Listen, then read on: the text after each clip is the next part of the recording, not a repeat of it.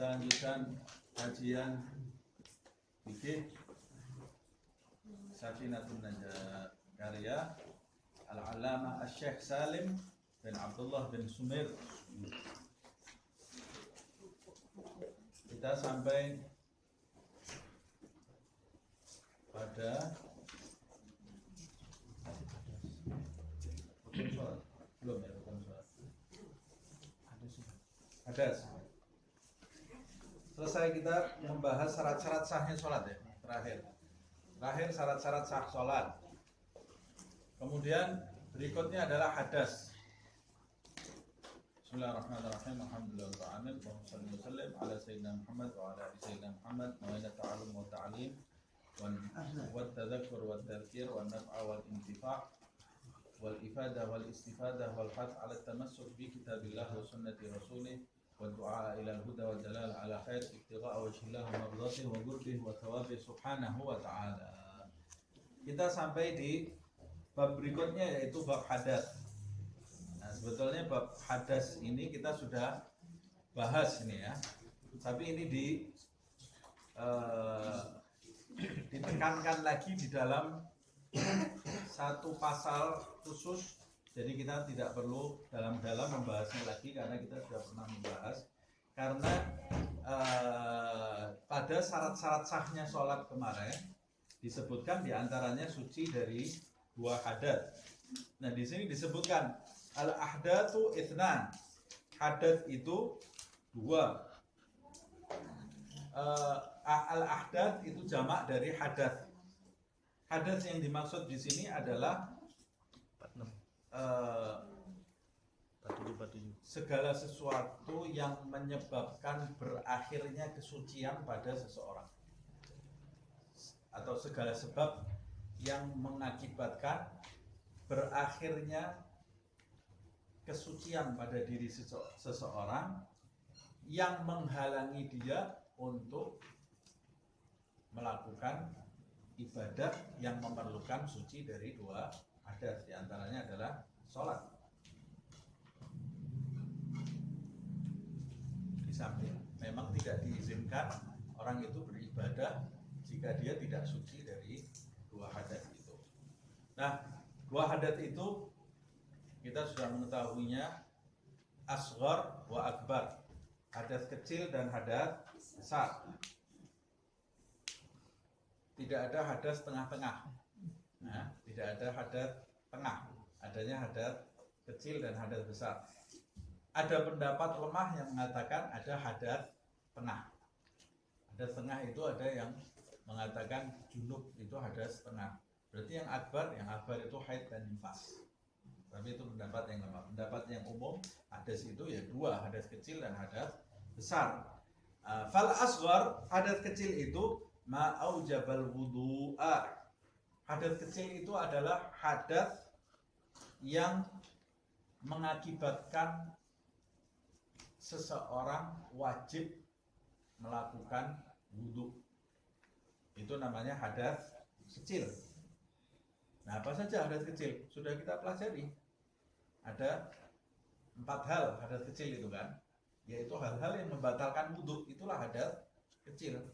Di antaranya 1, keluar segala sesuatu dari kubul dan dari dubur kecuali mani. Yang kedua, hilang akal. Yang ketiga, hilang akal termasuk tidur, kecuali tidur mumakin maq'adahu alal ard.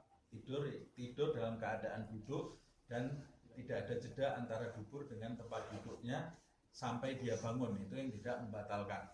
Kemudian yang ketiga, bersentuhan kulit laki-laki dewasa, laki-laki dan perempuan dewasa tanpa penghalang. Yang keempat adalah menyentuh kubul dan dubur dengan telapak tangan. Ini 4 hal yang mengakibatkan seseorang hadas kecil. Berarti pada saat seseorang bertemu dengan 4 hal ini, maka dia telah berhadas kecil yang mewajibkan dirinya melakukan wudu sebelum dia melakukan sholat. Hanya 4 hal ini. Nah, kalau ada orang tanya, Ustaz, saya tadi setelah wudu kena darah, wajib wudu lagi nggak? Darah itu mewajibkan hadas atau tidak? Enggak, ya berarti kamu enggak wajib wudhu lagi. Terus enggak apa-apa saya sholat dalam keadaan ada darahnya, enggak boleh. Karena di antara syarat sahnya sholat sudah kita pelajari suci dari najis pada badan, pakaian yang kita kenakan, segala yang kita kenakan, segala yang kita pikul, dan pada tempat kita sholat. Jadi kalau saya umpamanya setelah wudhu kena kotoran umpamanya, apa yang harus saya lakukan? Cukup kamu mencuci, selesai, tidak perlu wudhu lagi karena najis itu beda dengan hadas. Beda dengan hadas. Yang kedua adalah wal akbar, hadas besar, ma'au jabal ghusla. Hadas besar adalah sebab-sebab yang ketika terjadi pada diri kamu maka menyebabkan kamu wajib melakukan mandi besar atau mandi wajib sebelum kamu melakukan ibadah-ibadah yang memerlukan suci dari hadas besar. Contohnya sholat. Nah, apa saja itu? Ya hal-hal yang mewajibkan kamu mandi besar. Umpamanya sudah kita bahas juga di pertemuan yang lalu. Keluar mani, baik melalui mimpi basah atau melalui dengan cara apapun, baik cara yang halal atau cara yang haram, mewajibkan seseorang itu mandi besar sebelum dia melakukan ibadah yang memerlukan suci dari hadas besar. Yang kedua adalah hubungan suami istri, baik yang cara yang halal atau cara yang haram. Kalau hubungan suami istri itu walaupun tidak keluar mani, ketika dia melakukan hubungan suami istri maka kedua-duanya wajib melakukan mandi besar walaupun tidak keluar mani. Jadi itu beda lagi itu ya, hubungan suami istri dengan keluarnya mani. Kemudian yang ketiga, wanita yang suci dari haid. Yang keempat, wanita yang suci dari nifas. Wajib dia mandi terlebih dahulu sebelum dia melakukan ibadah. Begitu juga wiladah, kelahiran. Yang terakhir itu kematian, sebetulnya tidak berkaitan dengan ini tapi dimasukkan. Kematian itu wajib dimandikan, tapi yang wajib mandi kan bukan orang yang mati. Orang mati sudah tidak bisa mandi lagi. Kalau orang mati lagi lari semua, tidak ada yang menguburkan. Walaupun ada beberapa cerita aulia ya. Beberapa cerita aulia ya. Namanya kalau cerita aulia kita percaya aja lah ya. Dikutip di kitab-kitab. Di antara karamahnya ada yang mandi sendiri dia. Nah, jadi dia mandi sendiri. Meninggal itu dia sudah meninggal, mandi sendiri, habis itu dikuburkan. Itu gimana Ustaz? Tidak usah gimana, tidak usah gimana. Kalau saya tidak percaya, ya tidak apa-apa, tidak dosa, tidak percaya. Tapi katanya Imam Al-Junaid, percaya dengan keramat itu setengah dari kewalian. Imam Junaid Al-Baghdadi mempercayai keramatnya wali itu setengah kewalian. Jadi orang yang percaya keramatnya wali, dia sudah dapat setengahnya kewalian dulu. Tinggal cari setengahnya lagi. Kalau kita tidak percaya keramatnya wali, setengahnya aja nggak ada. Lebih susah nyarinya nih. Keramatnya wali aja kita tidak percaya mau jadi wali. Keramatnya aja kita tidak percaya.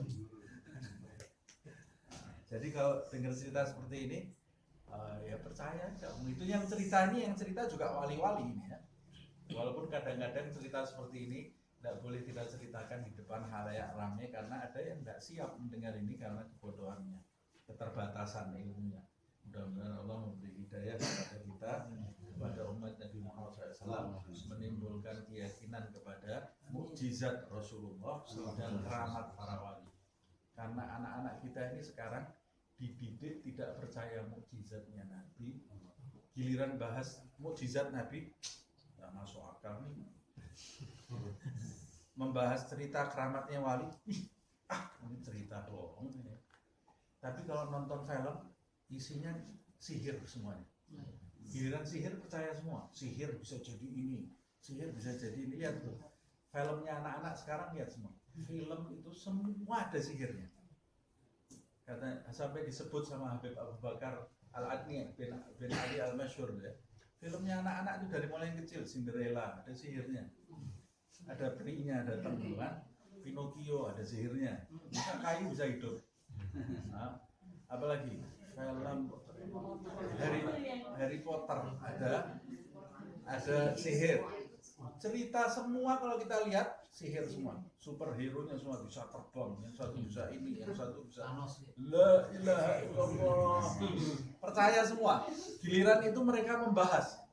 Waktu membahas film-film itu, superhero itu, tidak ada yang bilang mustahil ini, tidak ada. Seakan-akan betul. Sampai sejarahnya dibuat itu, sejarah padahal khayal semuanya itu. Sejarahnya ini dibuat. Ada film apa? Lord of the Ring. Itu sampai bahasanya ditulis. Bahasanya orang itu diciptakan. Bahasanya diciptakan. Sihirnya semua dibahas supaya kita nonton, kita jadi percaya sama hal-hal seperti itu. Giliran baca wali, ketawa kita. Wali ini bisa ini. Ini khayal. Kamu nih bahas film buatannya orang yang khayal, kamu bahas, kamu tidak pernah ngomong seperti itu. Tapi giliran yang nyata, betul-betul diberi kekeramatan oleh Allah Subhanahu wa Ta'ala, kamu malah tidak percaya sama hal itu. Nah, ini bahaya. Anak-anak kita sekarang dibuat larinya ke sihir. Dan film-film yang ceritanya tentang sihir semua sekarang penyihir itu baik-baik semuanya.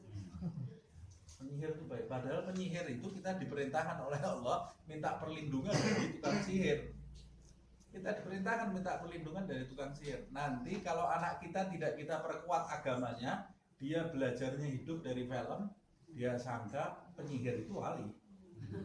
Dia penyihir itu yang baik-baik semuanya, nolong orang. Cerita wali ini tidak betul semuanya, yang betul ini. Kalau kita sekarang ini mungkin bisa, masa sih bisa seperti itu? Ya karena kita masih hadir majelis. Anak-anak kita ini ke depan, kalau tidak pernah kita dekatkan dengan agama, agamanya mereka itu film. Agama mereka film. Ya sudah, mereka ini akan memahami hidup itu ya film itu. Malaikat itu ya seperti yang diceritakan di film. Iblis itu seperti yang diceritakan di film. Film sekarang itu Iblis jadi baik, Jibril yang jahat. Film buatannya Yahudi. Karena orang-orang Yahudi itu benci dengan malaikat Jibril. Orang Yahudi itu benci dengan malaikat Jibril, dan ini dikutip di dalam Al-Quran, di surat Al-Baqarah. Di surat Al-Baqarah dikutip, karena malaikat Jibril itu mereka ini pernah diberitahu oleh seorang nabi di zaman mereka, nanti ada seseorang yang bernama Fulan yang akan menghabisi bangsa Israel. Orangnya itu tinggal di tempat Fulan, dibilangi oleh nabi itu, di tafsir disebutkan, tinggal di tempat Fulan, namanya Fulan, sekarang masih bayi, anaknya masih bayi. Ini calon pembunuh bangsa Israel di kemudian hari. Orang Bani Israel ini semua kan pakai logika. Diceritain nabinya seperti itu, berangkat mereka mengendap-endap menuju ke kota itu, mau bunuh bayi itu. Maksudnya mau melawan takdir.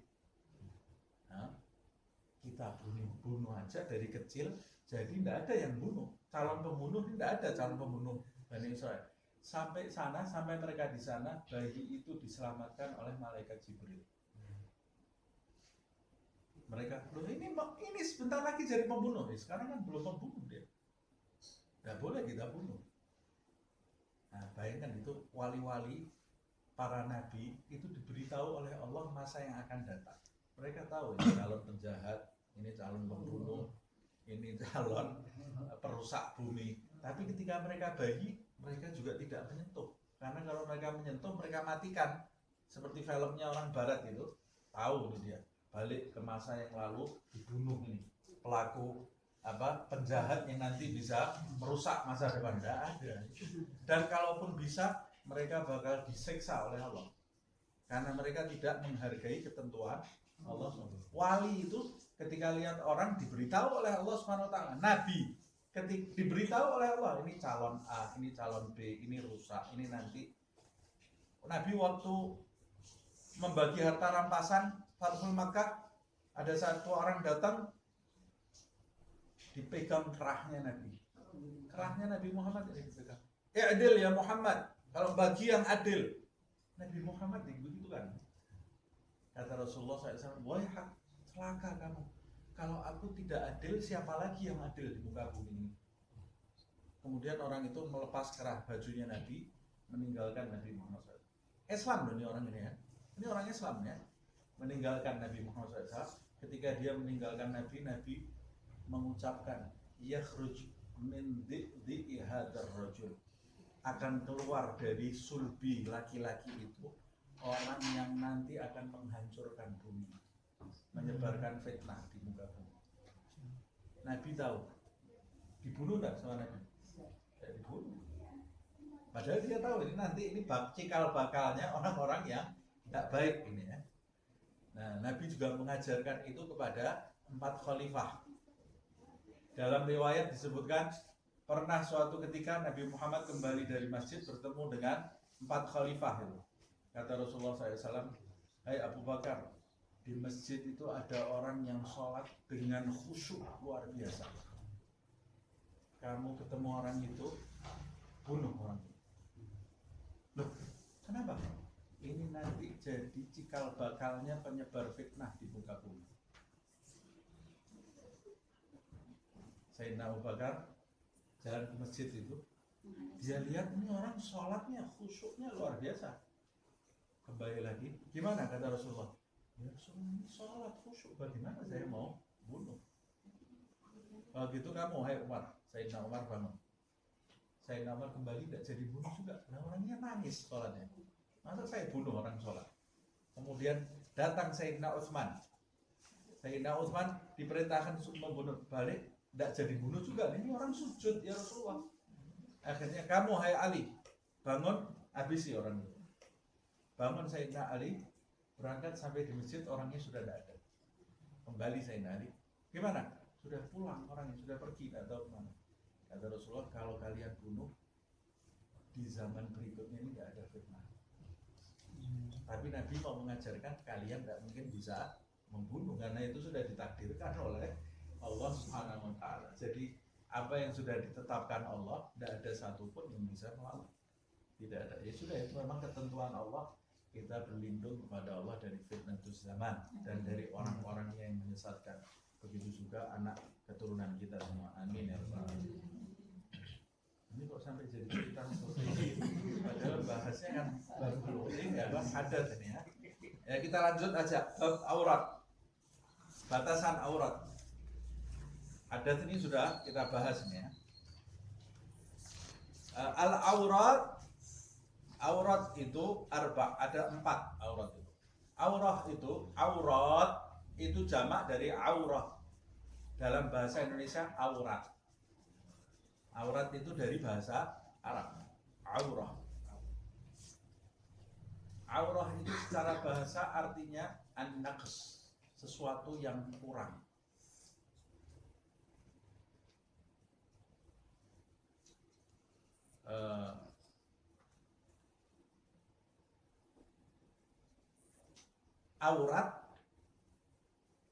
Aurat itu juga disebut aurah karena sesuatu yang kurang itu kan harus ditutupi.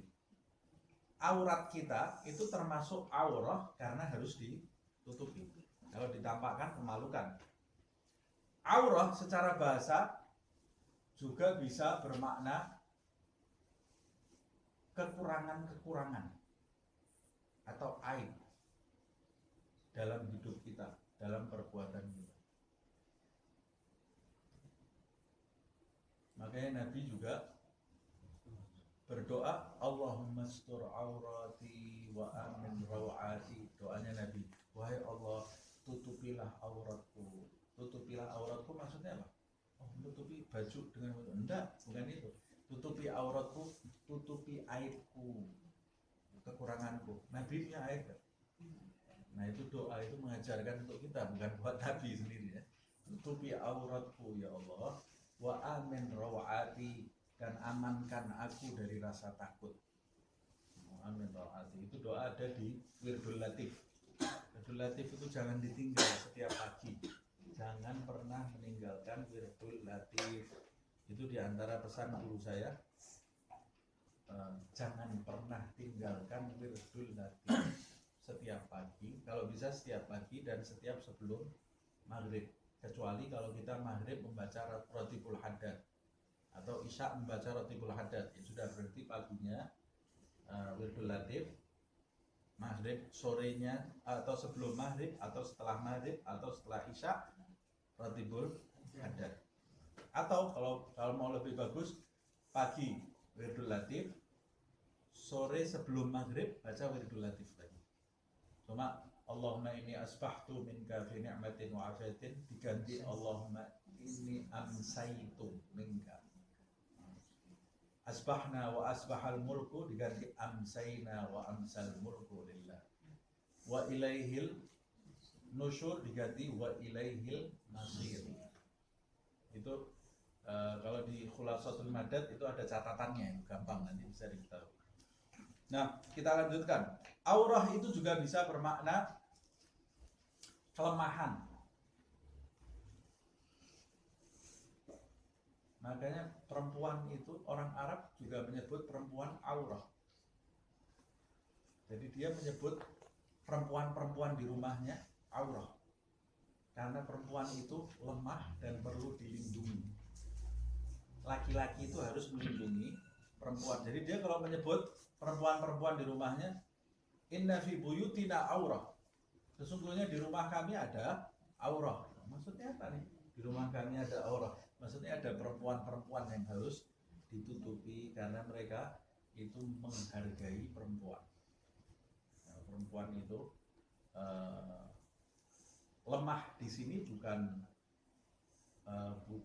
lemah tidak punya kekuatan, tapi karena memang dia diibaratkan seperti sesuatu yang berharga yang harus dilindungi, Nah, tapi kalau di dalam fikih makna aurat adalah ma yajib satruhu, apa-apa yang wajib ditutup pada diri seseorang, itu aurat. Nah, kalau di fikih makna aurat adalah apa-apa yang wajib ditutupi. Ada lagi makna aurat, apa-apa yang dilarang untuk dipandang pada seseorang. Itu makna aurat juga bisa seperti itu, dan itu biasanya di dalam permasalahan pernikahan. Dalam masalah pernikahan, artinya aurat adalah hal-hal yang dilarang untuk dipandang. Jadi kalau di dalam masalah fikih ini, yang berkenaan dengan masalah ini, masalah sholat, maknanya aurat adalah hal-hal yang wajib ditutup. Nah, kalau masalah hal-hal yang dilarang untuk dipandang, berarti yang di dalam ini orang satu, yaitu laki-laki. Laki-laki itu juga haram dipandang oleh wanita yang bukan mahram. Hati-hati loh ya. Ini banyak wanita tidak paham. Pahamnya cuma laki-laki itu dilarang memandang wanita yang bukan mahram. Tapi wanita yang bukan mahram dilarang juga memandang laki-laki dengan pandangan yang syahwat, tidak boleh.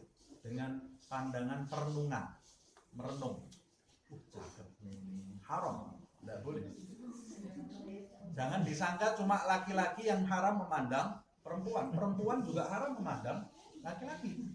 Tidak boleh. Perempuan itu juga diharamkan memandang tubuhnya laki-laki, seperti halnya laki-laki diharamkan memandang tubuh perempuan. Haram. Pandangan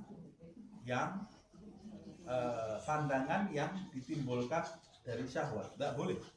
Tidak diperbolehkan. Memandang laki-laki yang bukan mahram dengan pandangan kagum. Kagumnya ini kagum gantengnya, tampannya, haram. Tidak diperbolehkan. Dosa enggak? Dosa. Ustaz, ini dari mana dalilnya? Dalilnya dari Al-Quran. Di Al-Quran ada. Allah Subhanahu wa ta'ala akan melarang laki-laki. Qul lil mu'minina Qul lil mu'minina yaghuddu min absarihim wa yahfad furujahum. Katakan kepada laki-laki yang beriman agar mereka itu menundukkan pandangan dan menjaga kemaluan mereka dari hal-hal yang diharamkan. Itu kan berkaitan dengan pandangan, karena perzinaan itu dimulai dari pandangan. Selesai ayatnya seperti itu. Enggak, di bawahnya lebih panjang buat perempuan. Yang buat perempuan itu lebih panjang, yang buat laki itu pendek. Yang buat perempuan itu lebih panjang. Wa qul lil mu'minati yaghdudna min absarihinna wa yahfazna furujahunna wa la yubdina zinataha. Panjang ayatnya. Nanti silakan dibaca. Dan katakan kepada wanita-wanita yang beriman agar mereka juga menjaga pandangan matanya. Tidak boleh lihat laki-laki yang bukan mahram kecuali kalau ada perlunya. Pengajian namanya, pengajian mau gini semua ya tidak ada yang belajar, ngantuk tidur semua nanti. Itu saja kan masih khilaf di antara ulama. Sebagian ulama tidak mau pengajian seperti ini, pakai satir, ditutup. Itu memang lebih selamat. Tapi kalau di Indonesia pakai satir, tidak pakai satir saja tidur semuanya, apalagi pakai satir tidur semuanya. Tapi kalau ada yang berkeyakinan seperti itu bagus, lebih aman. Lebih aman dipisah laki-laki dengan perempuan, lebih aman. Tapi kalau umpamanya tidak pakai satir pun masih ada pendapat yang boleh kan seperti pendapat Imam Suyuti. Proses belajar mengajar itu boleh. Karena dulu di zaman Nabi Muhammad SAW, para tabi'in itu ada yang menemui Sayyidah Aisyah dan bertanya kepada Sayyidah Aisyah. Tanya jawab kepada gurunya Imam Syafi'i, diantaranya Sayyidah Nafisah, berguru kepada mereka. Tapi kan cara bergurunya mungkin dengan satir juga, kita tidak tahu. Tapi proses itu boleh, diperbolehkan. Alhasil ada khilaf. Kalau ada kepentingannya, jual beli umpamanya, diperbolehkan. Tapi kalau tidak ada kepentingannya, ya jangan saling memandang. Jangan saling tundukkan pandangan. Ustaz, kalau di Indonesia tidak bisa. Nah, di Indonesia bisa jadi fitnah kalau seperti itu. Kita ketemu tetangga terus begini. Ini dipikir orang Indonesia lain sama orang Arab. Ya sudahlah, kalau kamu memang harus melihat perempuan itu senyum sekali senyum habis supaya menghindari fitnah. Jadi seminimal mungkin. Tapi kalau kamu tidak ada perlunya apa-apa, kamu pandangi terus, nah ini yang tidak diperbolehkan. Baik laki-laki memandang perempuan, baik juga perempuan memandang laki-laki. Kecuali kalau foto itu ada khilaf. Walaupun kalau foto itu bisa membangkitkan syahwat, haram. Televisi, boleh tak kita lihat? Itu televisi tidak haram, karena televisi kan bukan orang. Tapi kalau itu membangkitkan syahwat, haram, tidak diperbolehkan. Kamu lihat pohon, bangkit syahwat kamu, pohon ini ya, kamu tidak boleh lihat pohon itu, tidak boleh.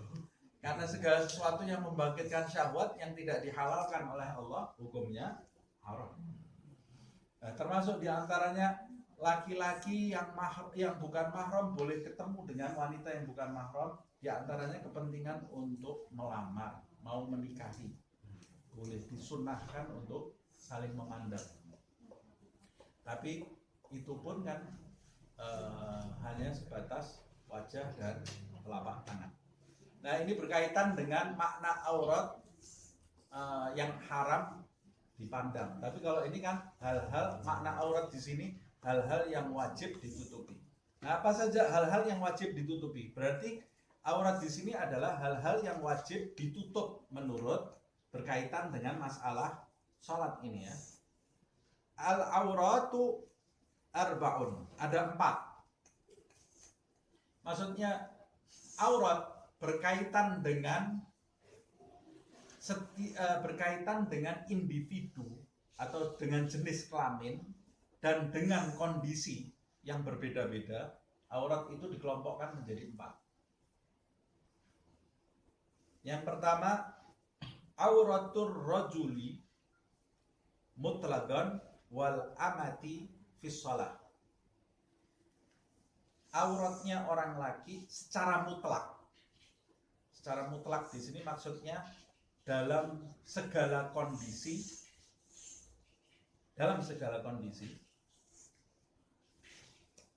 Dan auratnya al-amah.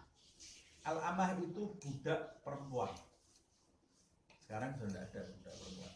Pembantu itu bukan budak, ya. Pembantu bukan budak, jadi tidak masuk dalam kelompok ini. Budak itu yang dibeli, dia tidak memiliki dirinya sendiri.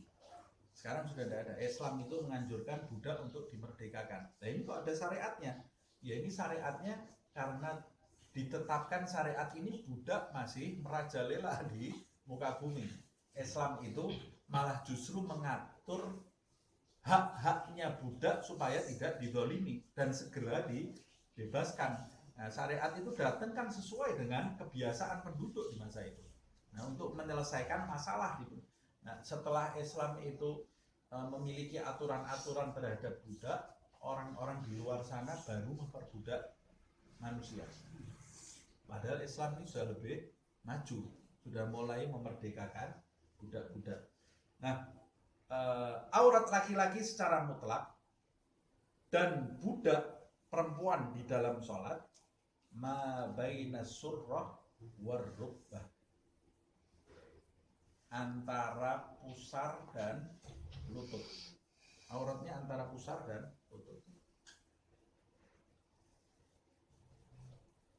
Pertama kita bahas dulu. Jadi auratnya laki-laki itu secara mutlak antara pusar dengan lutut, baik dia di dalam sholat atau dia di luar sholat, di depan yang mahram dan di depan yang bukan mahram.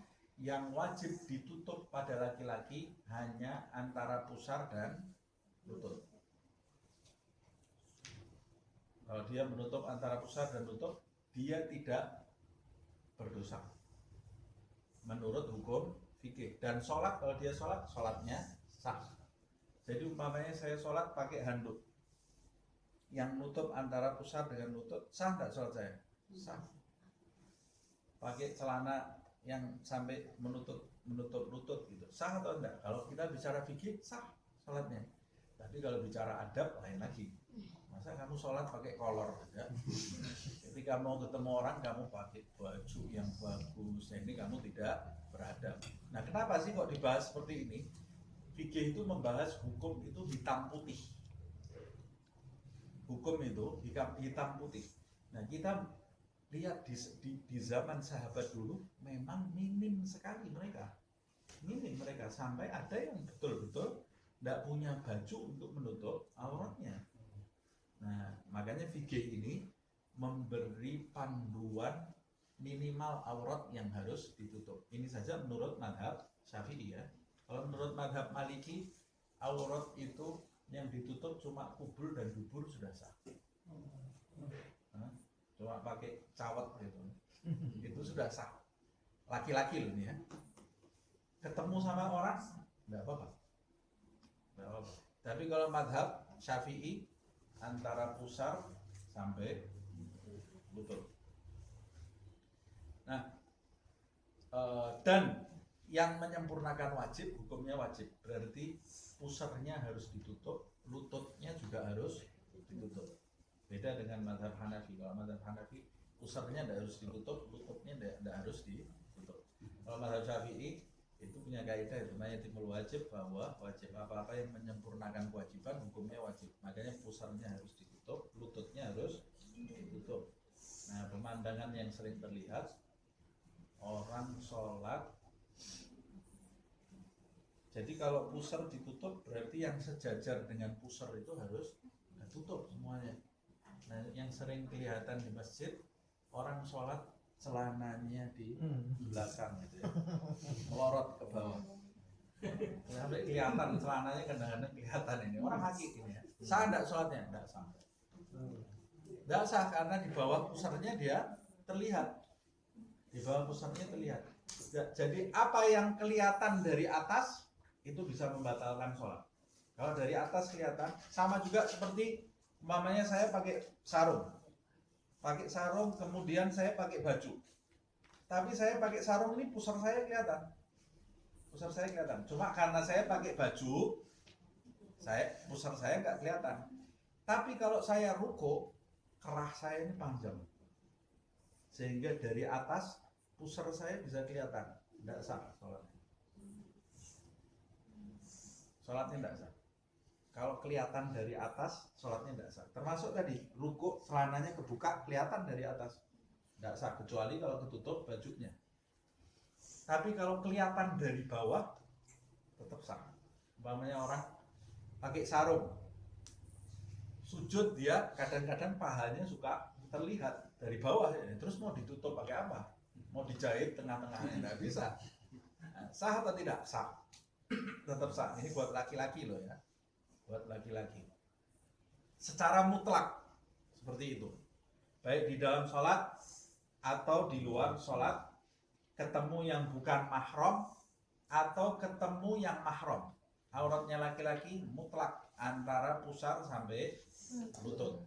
Jadi kalau laki-laki keluar dari kamarnya, ketemu saudaranya, ketemu anaknya pakai celana pendek, gimana menurutnya? Mazhab Syafi'i haram. Mazhab Syafi'i haram karena celana pendek tidak nutup sampai lutut. Menurut mazhab Syafi'i berdosa ya. Berdosa. An-nadir wal mandur haram, kata Rasulullah. Yang melihat dan yang dilihat dua-dua kena dosa. Kena dosa dua-dua. Nah, kalau mau pakai celana ya celana yang panjang sampai nutup ke lutut gitu ya. Nah, kemudian al-amah. Nah, budak perempuan. Ini harusnya tidak kita bahas karena sudah tidak ada budak, tapi ya sudah buat pengetahuan saja. Kalau budak perempuan ini aurat dia di sholat, khusus di sholat, antara dia ini boleh loh ya, tidak harus. Auratnya antara pusar dan lutut sama seperti laki-laki, tapi tidak harus dia seperti itu loh ya. Artinya kalau dia punya kain hanya menutup pusar dan lututnya, sholatnya tetap sah. Namanya juga budak. Nah, sholatnya tetap sah asalkan dia tidak sholat di depan laki-laki yang bukan mahram. Kalau dia sholat di depan laki-laki yang bukan mahramnya, hanya menutup pusar dan lututnya, sholatnya tetap sah, tapi dia berdosa di hadapan Allah SWT. Nah, karena budak itu tidak mutlak auratnya seperti laki-laki tadi ya. Laki-laki mutlak. Nah, berarti kita sudah belajar aurat laki-laki mutlak. Dua, aurat budak perempuan di sholat. Kemudian surah wa auratul hurrah fis shalah. Hurrah ini wanita merdeka. Ini jam berapa ini? Sudah jam 8. Lanjutkan atau enggak ini? Lanjutkan aja ya. Nanggung ya. Aurat hurrah, auratnya wanita yang merdeka. Aurat wanita yang merdeka ini fis shalah, di dalam sholat, jami'u badaniha siwal wajhi wal kaffain. Auratnya wanita yang merdeka ketika dia sholat. Jadi ketika dia sholat yang wajib dia tutup, wanita yang merdeka, berarti semua wanita di zaman ini wanita merdeka kan. Wanita kalau mau sholat yang wajib ditutup dari dia apa saja? Seluruh badannya kecuali wajah. Wajah itu apa? Wajah itu yang tampak. Jadi ini wajah itu dari tempat tempat terakhir tumbuhnya rambut di atas dahi sampai ke dagu, dan dari batas sini sampai sini. Jadi ini harus tertutup semua, termasuk di bawahnya dagu harus tertutup. Kalau dia sholat, mukenanya ini longgar ini ya, bawah dagunya walaupun tidak tampak langsung tapi terlihat kalau diperhatikan, tidak sah sholat. Atau dia sholat rambut ini keluar, tidak sah karena rambutnya semua harus ditutup. Telinganya kelihatan, tidak sah sholatnya. Jadi yang harus ditutup semuanya, jadi cuma betul-betul yang terlihat wajah, termasuk dahinya harus terbuka. Kalau dahinya tertutup, sholatnya tidak sah. Karena pada waktu sujud itu harus dahi terbuka. Nanti kita akan pelajari lagi. Nah, waktu dia sholat, bawahnya dagu harus tertutup.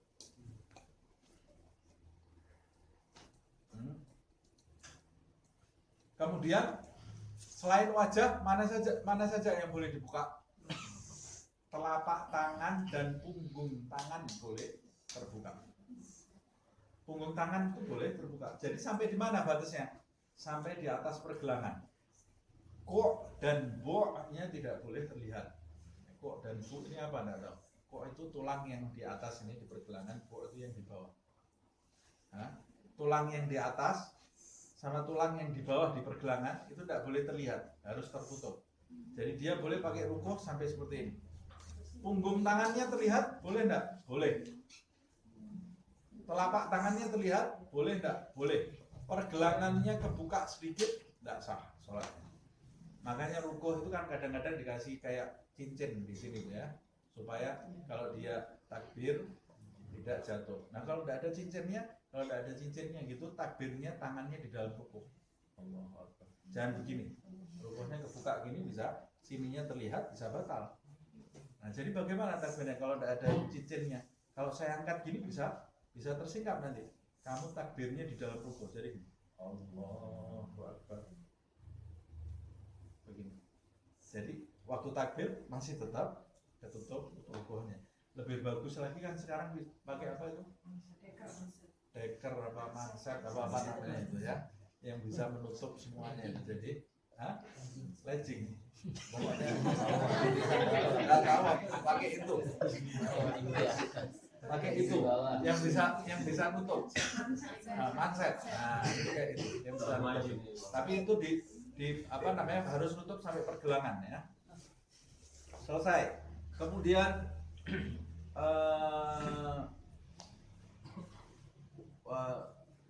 auratul hurrah fi shalah jami' badaniha siwal wajh wal kafain. Wa auratul hurrah wal amah indal ajanib. Sedangkan auratnya wanita merdeka dan budak wanita di hadapan laki-laki yang bukan mahram. Indal ajanib, laki-laki asing, maksudnya laki-laki yang tidak ada hubungan mahram. Laki-laki yang hubungan mahram itu siapa saja? Bapak, saudara laki-laki, paman laki-laki, itu ada disebutkan di dalam Al-Quran, nanti dibahas ya. Yang bukan mahram, auratnya yang harus ditutup dari tubuh wanita apa? Baik wanita merdeka atau wanita budak, yang harus ditutupi dari tubuhnya ketika bertemu laki-laki yang mahram, jami'ul badan, seluruh tubuhnya. Seluruh tubuhnya, ya semuanya, wajahnya, telapak tangannya, matanya, semuanya tidak ada yang boleh kelihatan. Tidak ada yang boleh terlihat. Loh, nah ini sekarang bagaimana Ustaz? Di Indonesia semuanya pakai jilbab, wajahnya terlihat, telapak tangannya terlihat. Nah kalau kamu mau pendapat yang muktamad di mazhab Syafi'i, pendapat yang muktamad itu artinya pendapat yang menjadi pegangan para ulama. Pendapat yang terkuat adalah seluruh tubuhnya. Auratnya perempuan adalah seluruh tubuhnya. Ustaz itu kan tafsirnya di Quran ya. Kalau tafsir, kita bicara tafsir pendapatnya orang macam-macam. Tapi ini yang bicara ulama-ulama pakar fikih. Orang zaman sekarang baru baca Al-Quran satu ayat, itu tidak betul pendapatnya. Ini pakar semua ini. Jadi kita ini kadang-kadang, saya suka ini apa, malu sendiri loh ya sama orang zaman sekarang ini ya. Baru buka kitab, baru tahu terjemahannya, bahasa Arab pas-pasan, hadis pas-pasan. Nah, betul ini Imam Syafi'i. Imam Syafi'i ini gimana? Ini harusnya pendapatnya, kamu ini siapa? Imam Syafi'i ini siapa? Gitu ya. Coba kalau ada orang sekarang baru belajar fisika atau belajar kimia atau belajar apa itu, kemudian kritik Albert Einstein umpamanya. Albert Einstein ini salah ini maksudnya. Mungkin dibegok-begokkan sama orang satu dunia ini. Kamu ini siapa? Albert Einstein ini siapa? Nah, kenapa dalam masalah agama tidak seperti itu? Ini pakar ini. Imam Syafi'i ini pakar. Dan ulama-ulamanya juga ulama-ulama pakar yang tidak menentukan hukum dengan lahan ilmu yang sedikit. Lahan ilmunya ini sangat luar biasa kalau kita baca sejarahnya. Dia mengatakan auratnya wanita seluruh tubuh. Jadi wanita di masa Nabi Muhammad SAW disebutkan, kalau kamu lihat dari kejauhan, kamu nggak tahu yang depan mana, yang belakang mana. Yang depan ini mana, yang belakang mana, kamu nggak tahu. Karena seluruh tubuhnya tertutup dan pakaiannya longgar. Loh, itu betul apa enggak? Betul. Itu adat Arab. Siapa yang ngomong adat Arab? Yang ngomong adat Arab itu sama. Karena orang-orang Arab sebelum Nabi itu jahiliyah. Wala tabarrajna tabarrujal jahiliyah. Orang Arab tak kenal nutup aurat. Orang zaman sekarang bilang itu cadar, itu adatnya orang Arab. Dari mana adatnya orang Arab? Orang Arab itu mengumbar aurat. Al-Quran yang menyebutkan melarang wanita-wanita muslimah keluar dengan menampakkan apa yang ditampakkan oleh orang-orang Arab jahiliyah. Jadi kamu tidak mau pakai cadar tidak masalah, tapi jangan menganggap cadar itu bukan bagian dari syariat. Tidak apa-apa tidak pakai cadar, tapi jangan kemudian orang yang pakai cadar ini bukan syariat ini. Kamu salah dua kali. Sudah tidak pakai cadar, nyalakan orang yang cadaran. Salah kamu dua kali nanti. Jadi justru pendapat yang tamat itu, wanita itu seluruh tubuhnya tertutup, harus tertutup jika dia di hadapan laki-laki yang bukan mahram. Tapi ada pendapat yang kuat juga, tapi lebih lemah dari pendapat ini. Ada pendapat yang kuat juga, tapi lebih lemah dari pendapat yang kesepakatan, kan? Pendapat yang kuat tapi lebih lemah dari pendapat yang kesepakatan ulama ini. Auratnya perempuan di hadapan laki-laki yang bukan mahramnya sama seperti aurat dia ketika disolat. Seluruh tubuhnya kecuali wajah dan telapak tangan. Berarti bawah dagu juga tidak boleh terlihat. Jadi auratnya harus tertutup sampai di dagu.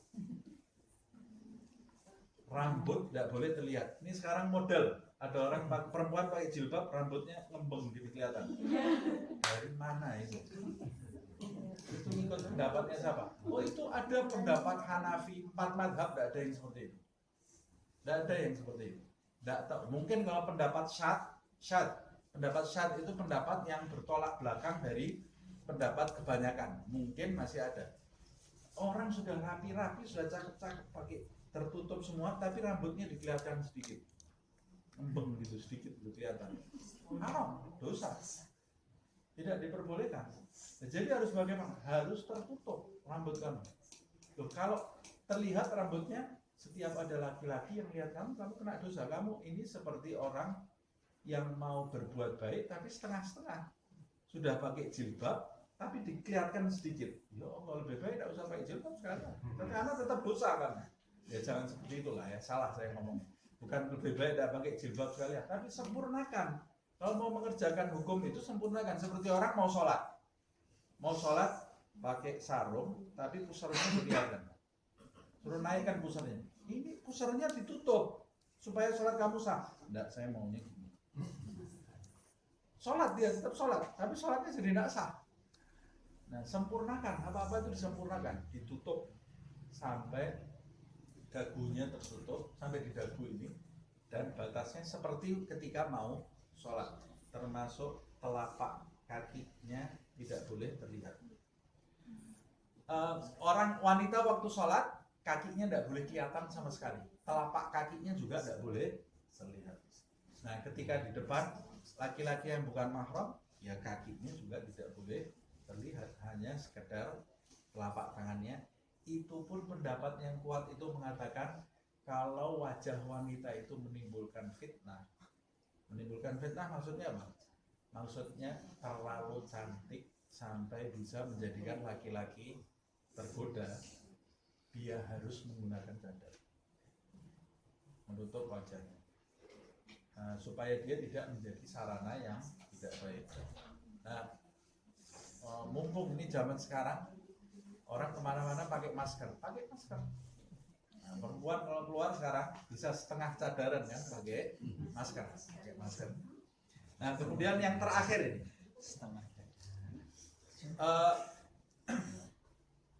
nanti saya tidak akan membahas dalil, nanti jadi panjang ya. Kemudian alhasil begini hukumnya menurut ulama Syafi'i. Kalau kita membahas dalilnya ya ada dalilnya, tapi nanti jadi panjang. Kemudian wa inda maharimiha, sedangkan aurat wanita merdeka di depan laki-laki yang mahramnya, wan nisa, dan di depan sesama perempuan, ma baina surrah war rubbah, antara pusar dan lutut. Wanita di depan laki-laki yang mahramnya, wanita merdeka ini, dan di depan sesama wanita, auratnya adalah antara pusar dan lututnya, tapi jika tidak menimbulkan fitnah. Zaman sudah berubah, zaman sekarang tidak bisa mungkin seperti ini, bisa menimbulkan fitnah, walaupun itu kakaknya, walaupun itu adiknya. Artinya umpamanya sekarang wanita masih menyusui anaknya, kakaknya laki-laki masuk, tidak ada masalah. Lihat dia menyusui, tidak ada masalah, karena aurat wanita di depan mahramnya itu antara pusar dengan lutut. Tapi menyusui di tempat umum haram, ya tidak boleh, tidak diperbolehkan.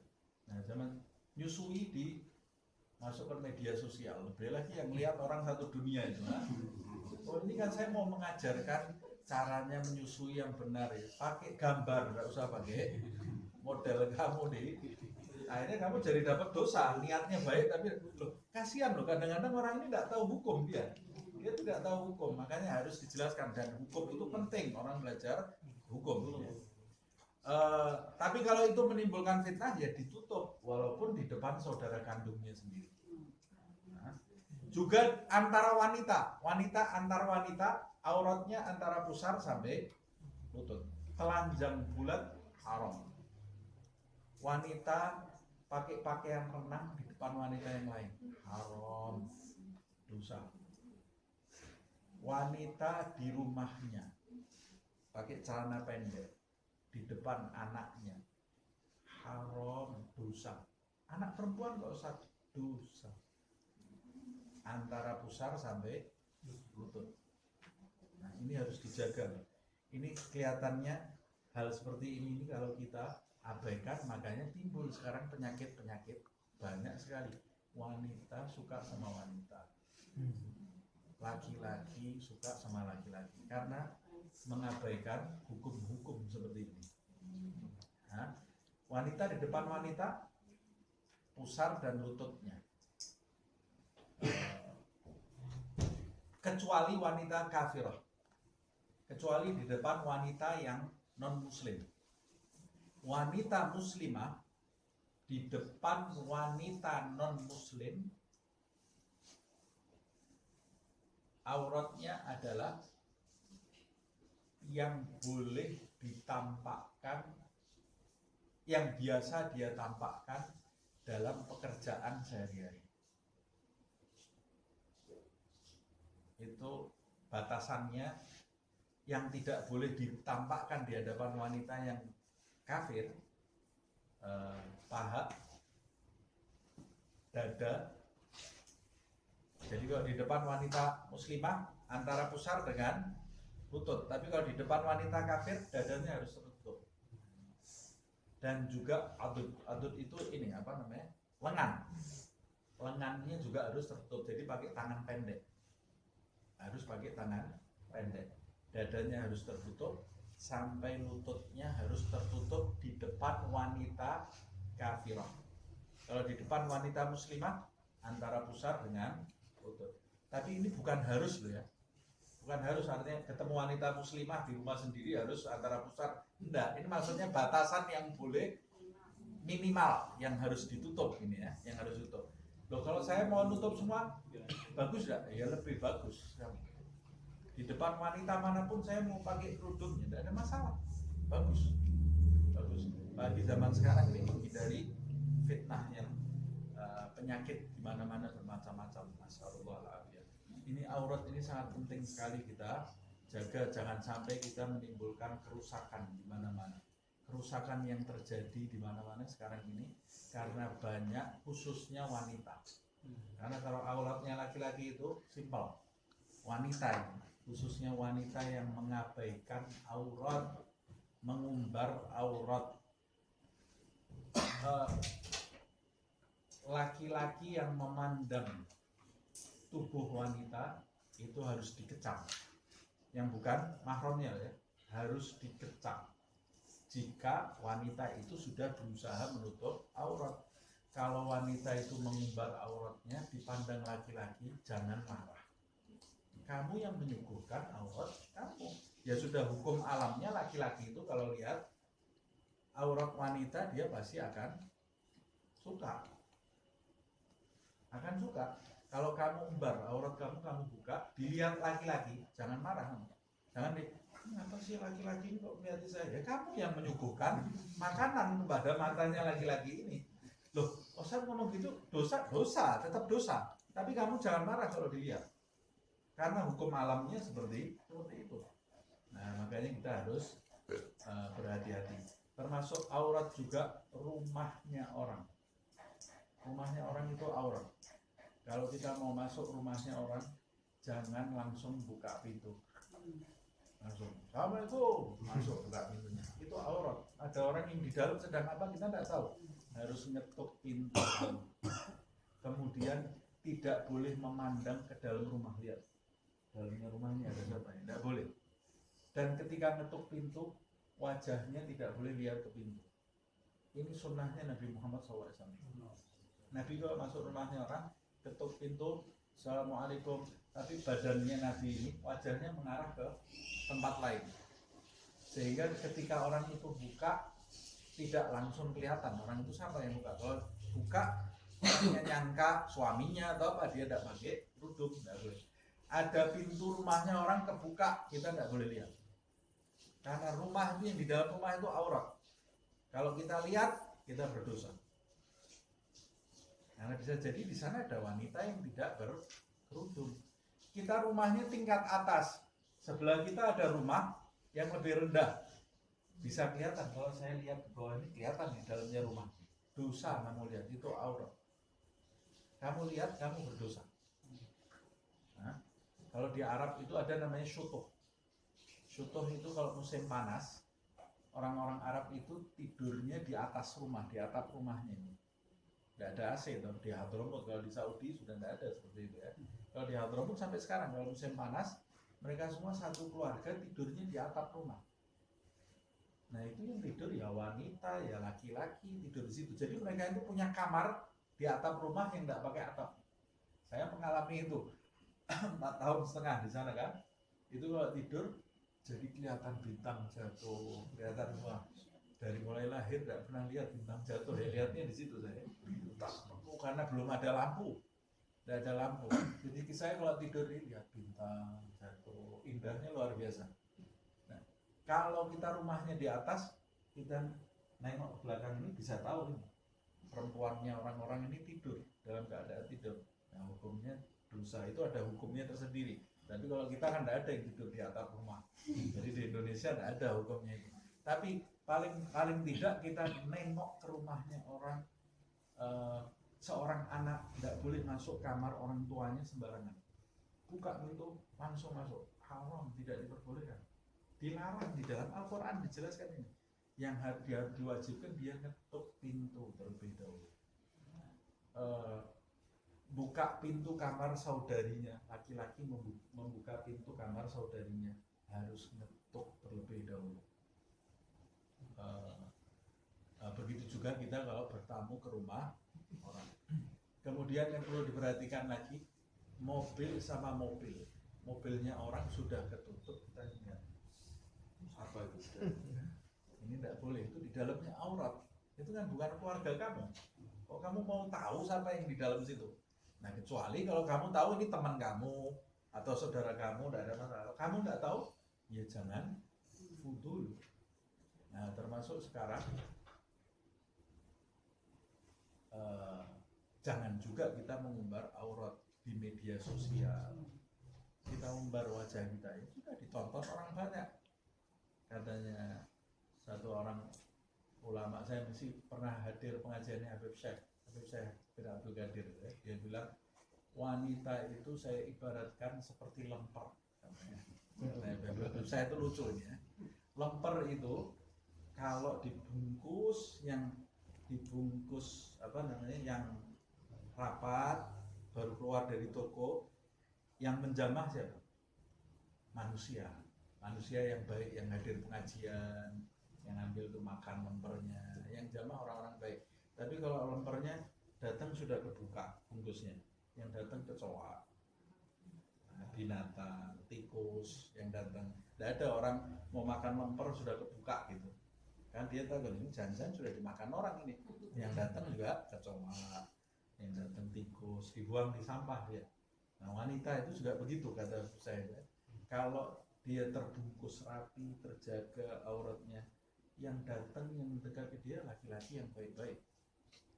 Tapi kalau dia mengumbar auratnya, pasti yang dekat ke dia laki-laki yang tidak baik. Yang memandang dia laki-laki yang tidak baik juga. Nah, ini panjang ini saya bicara, sudah jam 8. Tapi ini tidak bisa diputus soalnya ya. Tidak bisa diputus, insya Allah. Di pertemuan yang akan datang kita lanjutkan rukun sholat. Wallahu a'lam. Ya Rabbana a'tarafna bi annana tarafna wa annana asrafna ala Allah asrafna fatub alaina tauba taghfir li kulli hauba wasur lana awrati wa aminir rawati waghfir li walidina rabbi wa mauludina wal ahli wal ikhwani wa syairil khillani وكل ذي محبة أو جيرة أو صحبة والمسلمين أجمع آمين ربي اسمع فضلا وجودا منا لا باكتساب منا بالمصطفى رسولي نهضى بكل سور بالمصطفى رسولي نهضى بكل سور بالمصطفى رسولي نهضى بكل سور صلى وسلم ربي عليه عند الحد وآله وصحبه عداد طش صحبه والحمد لله بالبدر والتناهي. Ada lagi satu kondisi yang belum saya sampaikan tadi, wanita dalam kondisi khalwat sendiri. Batasan auratnya sampai di mana? Ada pendapat lemah yang mengatakan pusar sampai lutut juga dalam kondisi sendiri, walaupun itu pendapatnya tidak kuat. Di mazhab Syafi'i ada yang mengatakan ya dia boleh membuka seluruh auratnya dalam kondisi sendiri kok. Dia boleh memandang apapun dari badannya, walaupun kalau memandang bagian-bagian yang organ yang pokok gitu ya, hukumnya makruh, kecuali ada hajatnya. Subhanakallahumma wa bihamdika asyhadu an la ilaha illa anta astaghfiruka wa atubu ilaik. Subhana rabbika rabbil izzati amma yasifun wa salamun alal mursalin walhamdulillahi rabbil alamin wal 'afwu